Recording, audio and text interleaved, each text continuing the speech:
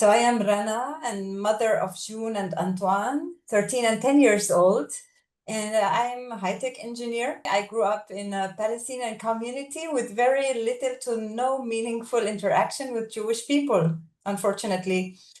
And my family and around, like they always told me, don't, just be careful and keep very low profile. Don't draw attention to yourself as a Palestinian. I have to say, I was afraid to say this word. I even rejected it for a certain time, and I was ashamed in front of my Palestinian friends who were not afraid. So it was all the time a conflict. How do I define myself? And I found myself thinking a lot, even with friends and others, how do we define the parts of our identities? Where do we start? Are we Arab? Are we first Palestinians?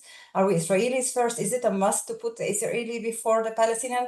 Or should we use the religion, which is easiest maybe? And actually, I didn't find a common definition that matches everyone, and I started to accept it that it can be different for even people in same house. So I didn't feel comfortable with it, but that's what I had, and I grew up actually not comfortable showing my identity, and it's really a terrible feeling. Probably later I understood that this is a minority problem. Being a minority in Israel, a weak minority, wasn't easy, but it really works for me not to be political. I kept my attention off the reality and just protected myself, and it really worked for me. So I just focused, as many other people around me, focused on succeeding and proving that I'm a good person, building my future. That's actually what was my main goal. So my first real meetings with Jewish people was actually when I reached to university. So I studied engineering and started working in a company with more people, Jewish people, and I really met amazing people. But there was something stuck. Even the relationships, the good ones at school or at work, at the university or at work, they did not continue afterwards. Once I had children, I always thought the frameworks of the Jewish frameworks, preschools, educational places, that they are better than ours. Should I put my kids in such school? And then I, of course, learned about the very highest complexities that other people who did it faced. And I didn't want that. So I, of course, had the only option to still use the Arabic, so my kids would grow like me.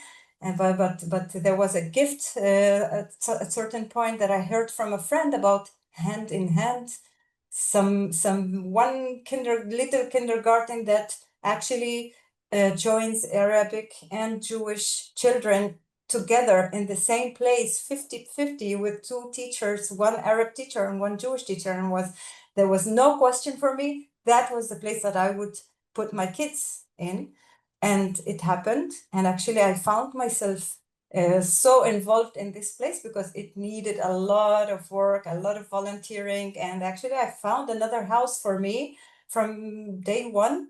And I also found myself being involved and having to be involved politically. That was not my way until now. I was kind of brave to be talking politics, not even politics, just to talk about the situation, the identity with the new people that I made, the people that have also kids and want to have them living together in real existence, real coexistence with other kids. So that actually brought me to my next level. It did change my whole life. It made me, throughout the years, be able to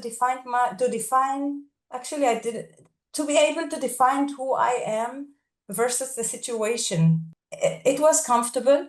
It was challenging. We had many challenges within the conversations, but also having buildings and fighting with the municipality to accept to give us a school building and so on and so on. But I felt so comfortable that this place is actually my place in Israel. It cannot be other place. I can share about my kid, first kid, like growing in hand. She hasn't no idea what's going on, but after a few years, when she was 10, I can share one moment that I saw the impact not only on me, I saw it on her. She was asked to stand in front of big crowd, introducing hand in hand to the to people who probably didn't hear about it. And she wanted to write her words to say what she wants to say on her own. She didn't ask my help. And I wondered what she's going to say. She said, we are different people, different nationalities, studying together. And it doesn't matter that we are different. We learn, we know how to accept each other and even be friends. And she feels equal here. And then it really hit me hard because I didn't feel equal and my kid feels equal. I was on tears. I was so happy and so proud of her talking like that. And that was a moment that I said, yes, hand in hand, for not only for my kid, hopefully for all the kids. So yes, my kid is still a minority in Israel, but she feels stronger than I was. And she speaks much better the language already now. And I believe that this will lead her and also the other children face each other, know about themselves more, while because they know that they are not alone and they have the others. And in my eyes, I do see us as a bubble now, especially after the 2 years that we had, the terrible 2 years when I thought everything will fall apart. Actually, I saw hand in hand community sticking, as Carly said, sticking even more together. I discovered that we did build muscles along the years to communicate better and to listen better, to talk more confidently about what we feel. And I see this is it. This is it. So maybe I sound more theoretically too good to be true. I have to say it's not perfect.